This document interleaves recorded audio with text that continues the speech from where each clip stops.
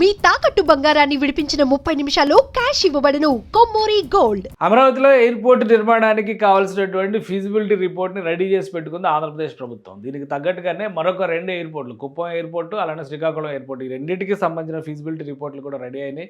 Ministry of civil ఏవియేషన్కి సంబంధించి ఈ ప్రతిపాదనలన్నింటినీ కూడా పంపించింది. అక్కడి నుంచి ఒకసారి అప్రూవల్ రాగానే ల్యాండ్ ఎక్విజిషన్ లేదా ల్యాండ్ పూలింగ్ పైన ఫోకస్ పెట్టబోతుంది. ఇక అమరావతికి సంబంధించి ఒక సమగ్ర ప్రణాళికను ఆంధ్రప్రదేశ్ ప్రభుత్వం రెడీ చేసుకుంది. అమరావతిలో ఫుల్ ఫ్లెడ్జ్డ్ ఎయిర్పోర్ట్ ఉండాలంటే కనుక దాదాపు 5,000 కోట్ల రూపాయలు ఖర్చు చేయాల్సిన పరిస్థితి కనిపిస్తుంది. 5,500 కోట్ల రూపాయల ఖర్చుతో ఒక సమగ్ర ప్రణాళికని అభివృద్ధి చేయాలని చెప్పని ఏపీ ప్రభుత్వం భావిస్తుంది. ఒకసారి చూస్తే కనుక ఈ టెక్నో ఫీజిబిలిటీ రిపోర్ట్స్ పైన రకరకాల ఇవి రైట్స్ తయారు చేసినటువంటి డేటా ఇవన్నీ కూడా వైరల్ అవుతూ ఉన్నాయి. ఇందులో ఏది వాస్తవం అనేది పక్కాగా క్లారిటీ లేదు. కాకపోతే కనుక ఇప్పుడు ఉన్నటువంటి ఇన్ఫర్మేషన్ ప్రకారం మనం చాలాసార్లు చెప్పాము, తాడికొండ రావెల మధ్యలో ఉన్నటువంటి ప్రదేశంలో ఎయిర్పోర్ట్ వచ్చేటువంటి అవకాశం ఉందని చెప్పని. సో అక్కడ ల్యాండ్ పూలింగ్ ద్వారా రాష్ట్ర ప్రభుత్వం భూములు సమీకరించేటువంటి ప్రయత్నం చేస్తుంది. ఇది మొత్తం 3 ఎయిర్పోర్ట్లకు సంబంధించినటువంటి ప్రతిపాదనలు తయారు చేసి కేంద్రానికి పంపించింది. సో ఈ ప్రతిపాదనల సంగతి ఎలా ఉన్నా కానీ ఒకవేళ అప్రూవల్స్ వస్తే కనుక ఈ 3 ఎయిర్పోర్ట్లకి సంబంధించినటువంటి ప్రణాళికను ముందుకు తీసుకెళ్తే అమరావతిది లాంగ్ టర్మ్ ప్లాన్ అవుతుంది. అంటే ఒక 2 ఏళ్ల తర్వాత 3 ఏళ్ల తర్వాత యాక్టివిటీ పూర్తి స్థాయిలో మొదలవుద్ది అనుకున్నా కానీ మిగతా 2 ఎయిర్పోర్ట్లు మాత్రం ఆపరేషన్స్లో కంటే పనులు ప్రారంభించడానికి ఎలాంటి ఇబ్బంది ఉండకపోవచ్చు. సో అమరావతి ఎయిర్పోర్ట్కి సంబంధించి రాష్ట్ర ప్రభుత్వం తయారు చేసినటువంటి ప్రణాళికను ఒకసారి తెలుసుకునే ముందర ఈ జాగ్రఫీ ఏ విధంగా ఉందనేది ఒకసారి చూద్దాం. మనం ఓవరాల్గా రాష్ట్ర రాజధానికి సంబంధించి అమరావతి నడి మధ్యలో ఉంటుంది. ప్రస్తుతం విజయవాడ ఆపరేషన్స్ నిర్వహిస్తున్నటువంటి ప్రాంతం. ఎందుకంటే గన్నవరం ఎయిర్పోర్ట్ని విజయవాడ ఇంటర్నేషనల్ ఎయిర్పోర్ట్గా చూస్తున్నాం. మనం ఇక్కడ చూస్తే జూమ్లో కూడా మీకు అమరావతికి సంబంధించి 2 యాక్సెస్ పాయింట్లు కనిపిస్తున్నాయి. ఇక్కడ క్లియర్ పిక్చర్లో ఈ లైను వెస్ట్ బైపాస్ రోడ్డుకు సంబంధించింది, ఈ లైను సీడ్ యాక్సిస్ రోడ్డుకు సంబంధించి. ఇలాంటి లైన్స్ ఇంకా రాబోయే రోజుల్లో చాలా విజిబుల్ చేంజెస్ రాబోతున్నాయి అమరావతిలో. సో ఈ ప్రాంతంలో మనం ఒకసారి గమనించి చూస్తే కనుక విజయవాడ, గుంటూరు, ఇటు గన్నవరం ఇటు పక్కన ఉంది. ఇక్కడ చూడండి, గన్నవరం ఈ ప్లేస్లో ఉంది, విజయవాడ నగరం ఇక్కడ ఉంది, అమరావతి నగరం ఇక్కడ నిర్మాణం అవుతుంది, గుంటూరు నగరం ఇక్కడ నిర్మాణం అవుతుంది. సో ఈ టోటల్ డిస్టెన్స్లో ఈ కార్నర్ ప్లేస్ని డిసైడ్ చేసింది, దాదాపుగా డిసైడ్ అయింది ఈ ప్లేస్లో. ఇటు తాడికొండ ఈ రావెల మధ్యలో ఉండేటువంటి ప్లేస్ని ల్యాండ్ పూలింగ్ విధానంలో భూముల్ని సమీకరించడం ద్వారా, ల్యాండ్ పూలింగ్ అంటే 5,000 ఎకరాలు కావాలంటే దాదాపు 20,000 ఎకరాల భూములు సమీకరించాల్సి ఉంటుంది. ఎందుకంటే ఇన్ఫ్రాస్ట్రక్చర్ డెవలప్ చేసి మళ్ళీ రిటర్నబుల్ ప్లాట్స్ కూడా లబ్ధిదారులు ఎవరైతే భూ యజమానులు ఉన్నారో వాళ్ళకి ఇవ్వాల్సి ఉంటుంది. కాబట్టి సో అది చూస్తానికి నంబర్ పెద్దగా కనిపిస్తుంది, ప్రభుత్వం తీసుకునే భూమి తక్కువే ఉంటుంది. మొత్తం మీద ఒక 5,000 ఎకరాల భూమిని అమరావతి ఇంటర్నేషనల్ ఎయిర్పోర్ట్ కోసం సమీకరించేటువంటి ప్రయత్నం ఆంధ్రప్రదేశ్ ప్రభుత్వం చేస్తుంది. గతంలో కూడా దీనికి సంబంధించినటువంటి చర్చ పెద్ద ఎత్తున జరిగింది. 2వ దశ ల్యాండ్ పూలింగ్లో భాగంగానే ఈ స్కీమ్స్ అన్నింటిని కూడా అప్లై చేస్తున్నారు. సో వరుసగా ఈ ప్లేస్ అంతా కూడా స్పోర్ట్స్ సిటీకి సంబంధించి, అలానే ఇటు నుంచి రైల్వే లైన్కి సంబంధించినటువంటి ల్యాండ్ వస్తుంది, ఇక్కడేమో ఎయిర్పోర్ట్కి సంబంధించినటువంటి ల్యాండ్ వస్తుంది. వీటన్నిటిని దృష్టిలో పెట్టుకుని ముందుగానే ప్రణాళికలను రెడీ చేసుకున్నారు. అందుకే 2వ దశ ల్యాండ్ పూలింగ్ జరుగుతుంది.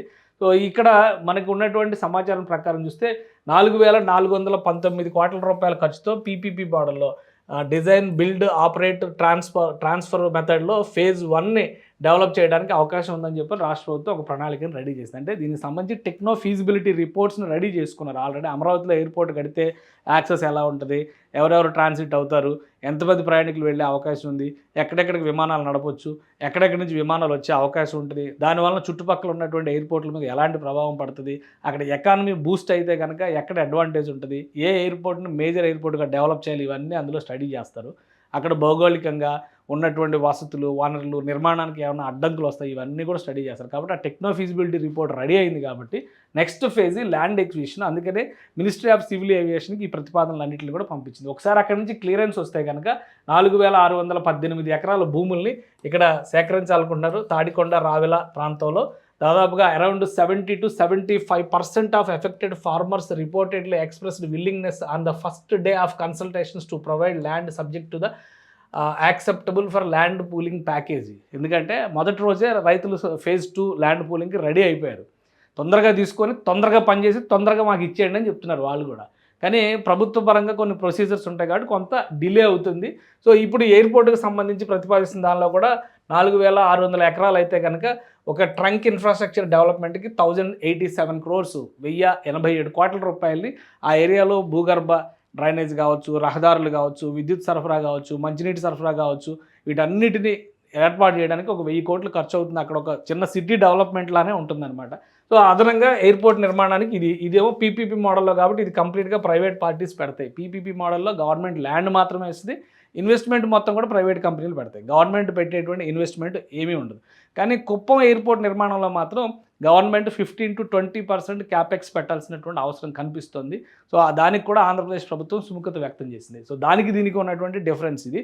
ఇంకొకటేమో ఎయిర్పోర్ట్స్ అథారిటీ ఆధ్వర్యంలో శ్రీకాకుళం ఎయిర్పోర్ట్ని డెవలప్ చేస్తారు. ఇది కంప్లీట్ పీపీపీ మోడల్. అంటే ఇప్పుడు హైదరాబాద్లో శంషాబాద్ ఎయిర్పోర్ట్ని ఎలా డెవలప్ చేశారు, అలానే వైజాగ్ దగ్గర భోగాపురంలో ఎలా డెవలప్ చేశారు, అదే తరహాలో ల్యాండ్ ప్రభుత్వం ఇస్తుంది, కావాల్సినటువంటి వనరులు వసతులు కల్పన ప్రభుత్వ బాధ్యతగా ఉంటుంది. అంటే రాకపోకలకు సంబంధించినటువంటి యాక్సెసిబిలిటీ, మిగతా ప్రాజెక్ట్ ఇన్వెస్ట్మెంట్ అంతా కూడా ప్రైవేట్ పార్టీ పెడుతుంది. సో ఇది కూడా ఒక జిఎంఆర్ లాంటి సంస్థకో, జీవీకే లాంటి సంస్థకో, అదానీ లాంటి సంస్థకో ఇచ్చేటువంటి అవకాశం ఉంటుంది. సో ఇది ఆంధ్రప్రదేశ్లో అమరావతి ఎయిర్పోర్ట్కి సంబంధించినటువంటి ప్రణాళిక. ఇప్పుడు ఈ ప్రతిపాదనలన్నీ కూడా టెక్నో ఫీజిబిలిటీ రిపోర్ట్ సంబంధించినటువంటి సారాంశం అంతటితో కలిపి ఒక రిక్వెస్ట్ రూపంలో మినిస్ట్రీ ఆఫ్ సివిల్ ఏవియేషన్కి రాష్ట్ర ప్రభుత్వం సబ్మిట్ చేసింది. అక్కడ క్లియరెన్స్ వచ్చిన తర్వాత తదుపరి యాక్షన్ ప్లాన్ ఉంటుంది. అమరావతిలో ఎయిర్పోర్ట్ నిర్మాణం రేపు జరుగుద్ది, ఎల్లుండి విమానం ఎగురుద్ది అని మనం చెప్పట్లేదు. బట్ ఇది ఒక లాంగ్ టర్మ్ ప్లాన్.